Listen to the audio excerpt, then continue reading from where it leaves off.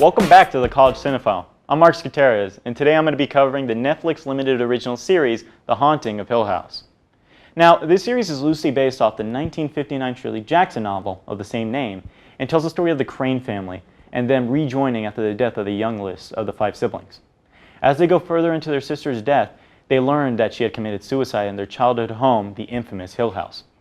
Now, during all this, each member of the family is reliving their most traumatizing memories while living in Hill House and reintroducing themselves to the ghosts that haunted them in the past. Now, this series is created and directed by Mike Flanagan, famous for directing a lot of the new horror movies that come out in the recent years, including Oculus, Hush, the second Ouija movie, and Gerald's Game, another Netflix original. Fun fact, he's actually set to direct the adaptation of the sequel to The Shining, Dr. Sleep. Now, the series stars Michael Huseman, Carla Gugino, Timothy Hutton, Elizabeth Reeser, Oliver Jackson Cohen, Kate Siegel, and Vittorio Pedretti. Now, that's enough detail. Let's get straight into the plot, shall we? Now, the plot is really interesting because whenever they lay it out in the 10 episodes that they give you, they're not all linear. There's a mixture of the two where the past and present are both intertwined. And it's really, really interesting how they comprise the story. They lay out 2 stories for you, the one that's going on in the past and one that's going on in the present. And they don't want to tell you in a very, very forward way, so they just like intertwine it. And all of it revolves around the night that they left, and this is when the mother passed away. Now, and this all goes back around to what's going on in the present, which is the death of their sister. Now, and how the story is laid out is that something that happened in the past could also be happening in the present, and then vice versa. And this kind of like shows how the house like twists the time in reality itself. Now, don't get me wrong, the story is well written, and it really like if you're confused at first, it will be explained soon. So you just gotta really like stay into it so that you can like get the full story.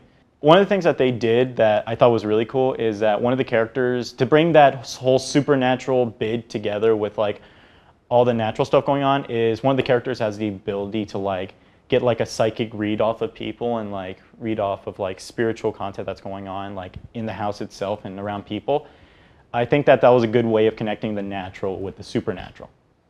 Now, moving on to casting. The casting department did really good on this. A lot of little to no name actors came in it, but don't get me wrong, they brought their A game when they did. A very, very special shout out to Kate Siegel as Theo.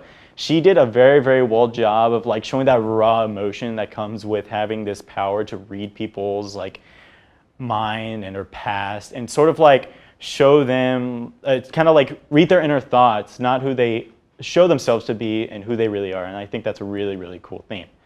Another person I'd like to shout out is Oliver Jackson Cohen, who was starred as Luke. Now, Luke is like the troubled brother in the group, and he plays that damaged person that has gone through years of addiction, has been in and out of rehab, and it really, really shows that raw emotion that goes into that person. Now, going on to directing, Mike Flanagan, God, he did a very, very good job doing this. He's done like a lot of good horror movies, a lot of B-rated movies, but don't get me wrong, these movies have done really well. Now, there's one scene in particular that I absolutely love with the show. There's a scene where it's a tracking shot that holds for about 10 minutes, going from conversation to conversation. It doesn't sound interesting now, but when you get into it, it goes along with the story really well. And there's no like, when you're going around, you don't get that motion sickness that you usually get with like most tracking shots. In my mind, it's kind of like a way of showing how the house is going from some conversation to the people to know who to mess with next. And that's another thing, a big thing about this show is how scary it is. And like, to most, it's like, you see it as unnerving and eerie, and that's the feeling throughout the entire series. To others, to the show, it could be pretty scary. Personally, I only jumped like twice, and there are like 2 like really big jump scares that happen to it. But other than that, it's a pretty scary series, and if you do like to get scared, this is a really good show for you. Now, going on to the overall theme, this entire series is basically a presentation of grief and how people deal with it in different ways. Like to the character Steve, he sells his story, even though he doesn't believe in the supernatural, trying to like get money out of it to kind of hide his true feelings on how he felt about the house by just making money off this story and going off of other people's stories. Like, he doesn't just write one book. He writes multiple books about people's haunting and stuff like that when he himself did not believe in the supernatural. Now, there's also Shirley, who pushes towards a career being a mortician, and this kind of nullifies death to her, so that if, like, whenever, like, it was revealed that her sister passed away in the show, she wasn't, like, as fazed by it as you would, but towards the end you kind of see that grief kind of eating her either way. For Theo, she uses her gift to look at other people's misgivings to make herself feel better and kind of give herself a sort of leeway of, hey, these people are suffering a bit more than me. I don't have it as bad. When in reality, that grief of losing her mother and losing her sister is still like really big to her.